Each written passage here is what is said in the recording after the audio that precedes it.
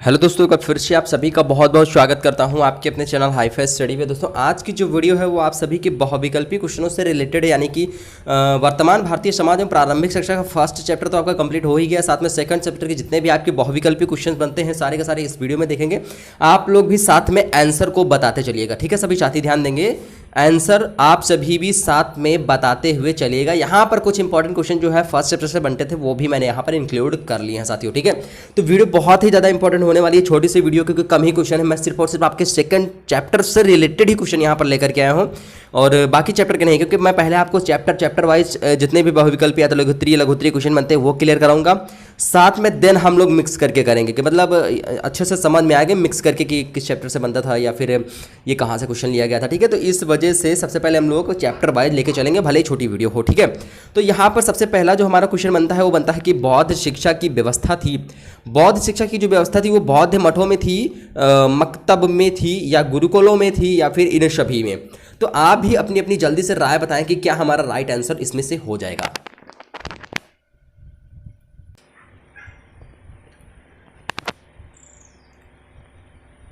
बिल्कुल बिल्कुल सही हो जाएगा हमारा राइट आंसर। हमारा जो हो जाएगा option number A he correct answer हो जाएगा हमारे साथ, ठीक है। जितने भी स्टूडेंट ऑप्शन नंबर ए के साइड जा रहे हैं एकदम करेक्ट आंसर दे रहे हैं, यानी बौद्ध मठों में नहीं, बौद्ध शिक्षा की व्यवस्था की गई थी। कहाँ की गई थी? बौद्ध मठों में की गई थी। चलिए नेक्स्ट क्वेश्चन यहाँ पर हम लोग देख लेते हैं। अगला जो हमारा क्वेश्चन दिया गया है वो दिया गया है गुरुकुल की शिक्षण विधियाँ प्रायः थी। जो गुरुकुल की शिक्षण विधियाँ थी वो प्रायः थी, लिखित थी, मौखिक थी, आवा व दोनों थी या फिर ये सभी थी। मतलब समझ रहे हैं ना, गुरुकुल की शिक्षण विधियां प्राय थी, मतलब लिखित शिक्षण भी देते थे या सिर्फ और सिर्फ मौखिक शिक्षण ही देते थे या फिर ये दोनों देते थे या फिर आवा दोनों हो जाएगा।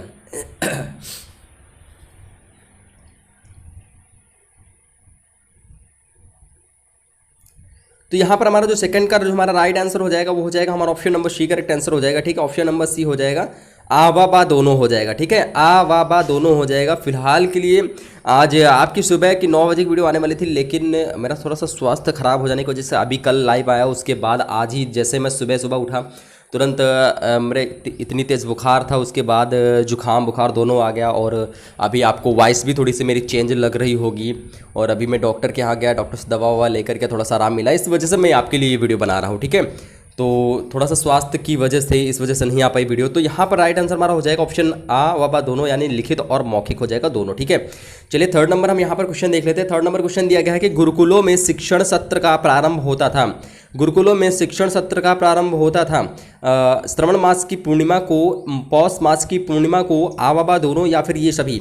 आप लोगों ने अगर थ्योरिटिकल क्लास पढ़ी होगी तब आपको अच्छे से ये पता भी होगा। तो चलिए जल्दी से सभी साथी आंसर इसका बताएं।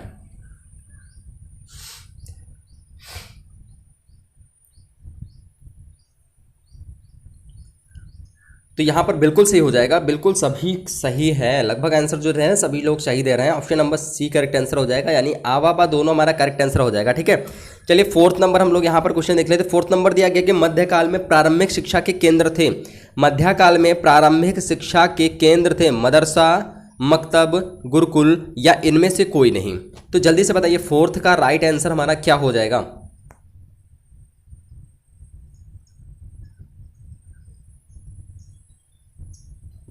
बिल्कुल से हो जाएगा, बिल्कुल से हो जाएगा। मध्यकाल में प्रारंभिक शिक्षा के केंद्र थे, क्या थे? मदरसा थे, मकतब थे, गुरुकुल थे या इनमें से कोई नहीं। जो यहाँ पर राइट आंसर हमारा हो जाएगा वो हो जाएगा फोर्थ का बा नंबर हो जाएगा मकतब, ठीक है। क्या हो जाएगा? मकतब हो जाएगा हमारा राइट आंसर। चलिए अगला 5 नंबर हम लोग क्वेश्चन देख लेते हैं। 5 नंबर क्वेश्चन साथियों दिया गया है कि मध्यकालीन शिक्षा में विशेष बल दिया जाता था व्यवहारिक पर, वास्तविकता पर, भावात्मक पर या इन सभी पर। तो 5 नंबर का राइट आंसर क्या हो जाएगा? सभी साथी जल्दी से अपना अपना तथ्य बताएं।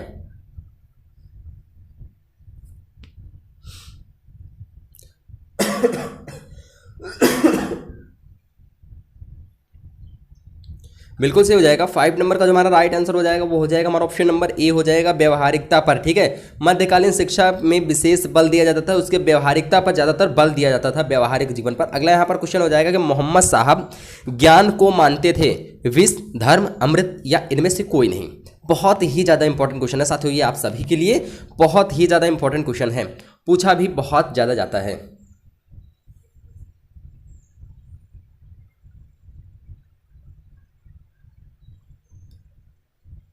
बिल्कुल सही हो जाएगा। 6 का जो हमारा राइट आंसर हो जाएगा वो हो जाएगा हमारा ऑप्शन नंबर बी, यानी अमृत मानते थे इसको। ठीक है, मोहम्मद साहब ज्ञान को क्या मानते थे? अमृत मानते थे। और अगला हमारा क्वेश्चन हो जाएगा यहाँ पर कि लॉर्ड मैकाले भारत के गवर्नर जनरल बनकर आए 10 जून 1830 ईस्वी को, 10 जून 1835 ईस्वी को, 10 जून 1831 ईस्वी को, या 10 जून 1834 ईस्वी को? तो जल्दी से बताइए आप सभी लोग अपना अपना तथ्य। देखिए, इसी वजह से मैं बोलता हूँ कि थ्योरिकल क्लास जितनी भी आप लोग अच्छे से पढ़ लिया करें, या लघुत्तरी क्वेश्चन पढ़ लिया करें, क्योंकि उन्हीं के बीच से ये बहुविकल्पी क्वेश्चन बनाए जाते हैं साथियों। ठीक है, जो अधलघुत्तरी क्वेश्चन होते हैं या लघुत्तरी क्वेश्चन होते हैं वो सिर्फ और सिर्फ लघुत्तरी क्वेश्चन के बीच से ही बहुविकल्पी क्वेश्चन जितने भी आपके बनते हैं सब उन्हीं के बीच से तथ्य उठाए जाते हैं, छोटे छोटे क्वेश्चन उठाए जाते हैं, उन्हीं को बहुविकल्पी के रूप में कन्वर्ट कर दिया जाता है। तो यहाँ पर जो 7 का हमारा राइट आंसर हो जाएगा वो हो जाएगा ऑप्शन नंबर डी, 1834 हो जाएगा। 10 जून 1834 हमारा राइट आंसर हो जाएगा। चलिए अगला क्वेश्चन यहाँ पर दे लेते कि वेद का अर्थ है, वेद का अर्थ क्या हो जाएगा? ज्ञान हो जाएगा, आत्मनियंत्रण हो जाएगा, अनुशासन हो जाएगा, या फिर त्याग हो जाएगा? तो जल्दी से बताएं सभी साथी, राइट आंसर हमारा क्या हो जाएगा?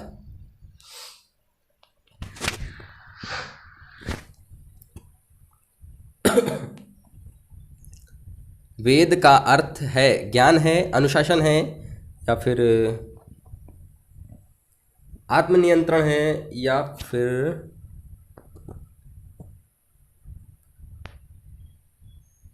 जल्दी से बताइए राइट आंसर क्या हो जाएगा? त्याग।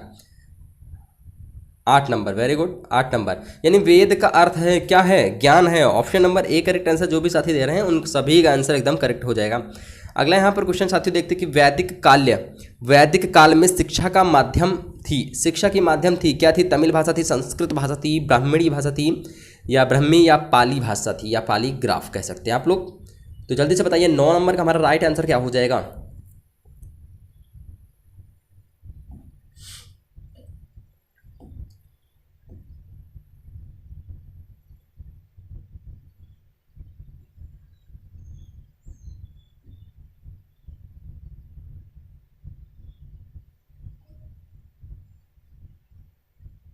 बिल्कुल सही हो जाएगा, बिल्कुल सही करेक्ट आंसर हो जाएगा आप सभी का साथियों। यहाँ पर हमारा राइट आंसर हो जाएगा वैदिक काल में शिक्षा का माध्यम थी।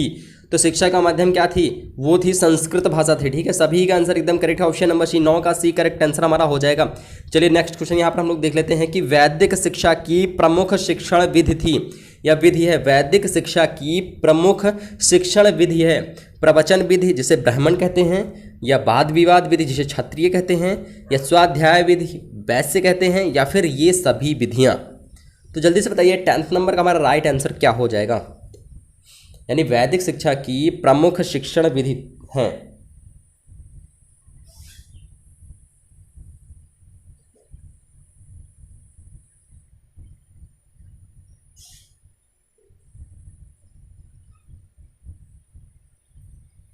बिल्कुल सही हो जाएगा, बिल्कुल सही हो जाएगा। 10th का हमारा जो राइट आंसर हो जाएगा वो हो जाएगा हमारा ऑप्शन नंबर डी हो जाएगा। ये सभी हो जाएगा। ठीक है, ये सभी हमारा जो हो जाएगा वो एकदम करेक्ट, एकदम राइट आंसर हो जाएगा। ठीक है साथियों, क्या हो जाएगा? एकदम राइट आंसर हो जाएगा हमारा option number D correct answer हो जाएगा। चलिए अगला क्वेश्चन यहाँ पर 11 नंबर हम लोग देख लेते हैं कि वैदिक शिक्षा का लक्ष्य मोक्ष प्राप्त करना दिया, मोक्ष प्राप्त करना दिया पतंजलि ने दिया, शंकराचार्य ने, महर्षि गौतम ने, या फिर महर्षि कणाद ने?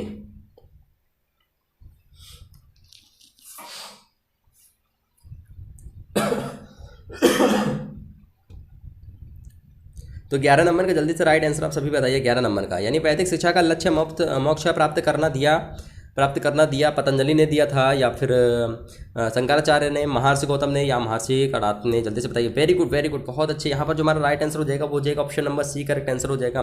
क्या हो जाएगा साथियों? शंकराचार्य हमारा जो हो जाएगा वो राइट आंसर हो जाएगा। ठीक है, क्या हो जाएगा? शंकराचार्य। अगला यहाँ पर ये जो हमारे 3 क्वेश्चन दिए गए हैं बहुत ज़्यादा इंपॉर्टेंट हैं, फर्स्ट चैप्टर से बनते हैं आप सभी के, इस वजह से इसको मैंने उठाया है क्वेश्चन वहाँ से। ठीक है, तो यहाँ पर जल्दी से बताइए एडम्स ने शिक्षा को किस प्रकार की प्रक्रिया बताया है? द्विमुखी, चतुर्मुखी, त्रिमुखी, पंचमुखी? प्रीवियस में पूछा गया क्वेश्चन है, इस वजह से इसको मैंने उठाया है। तो जल्दी से बताइए इसका राइट आंसर क्या हो जाएगा? सभी साथी जल्दी से बताएंगे।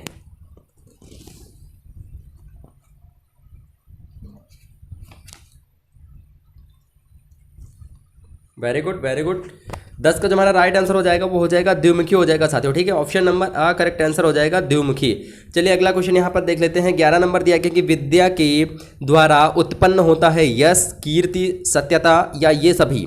तो 11 नंबर का राइट आंसर सभी साथी जल्दी से बताएंगे 11 नंबर का राइट आंसर क्या हो जाएगा।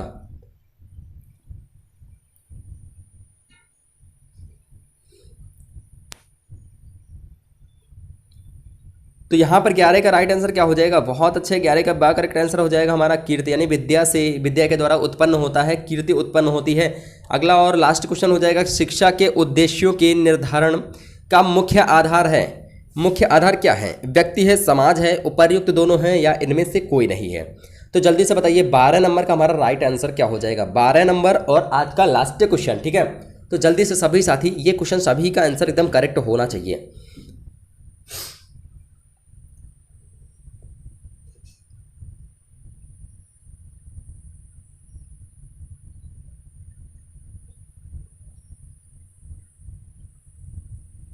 बिल्कुल सही हो जाएगा, बिल्कुल सही हो जाएगा। उपर्युक्त दोनों हमारा करेक्ट आंसर हो जाएगा, नहीं व्यक्ति और समाज दोनों हो जाएंगे शिक्षा के उद्देश्य के निर्धारण का मुख्य कारण, ठीक है, या मुख्य आधार हो जाएंगे, ठीक है साथियों। और जो साथी चैनल पर नए हैं और अभी तक चैनल को सब्सक्राइब नहीं किया, यानी हाईफाई स्टडी को अभी सब्सक्राइब नहीं किया, बहुत सारे स्टूडेंट ऐसे जो वीडियो तो देखते हैं लेकिन चैनल को सब्सक्राइब नहीं करते हैं, ठीक है। तो चैनल को अगर आप देखते हैं, इससे कुछ हेल्प मिलती है आपको, तो बिल्कुल चैनल को यार सब्सक्राइब तो जरूर कर लीजिए, ठीक है। और इसी वजह से काफ़ी सारे स्टूडेंट पूछते हैं कि सर मुझे नोटिफिकेशन नहीं आता है, कमेंट करते हैं। तो अगर आपने चैनल को सब्सक्राइब किया है और बेल आइकन को अगर प्रेस किया है तो ये मान के चलिए आपको जरूर से जरूर नोटिफिकेशन मिलेगा साथियों, ठीक है।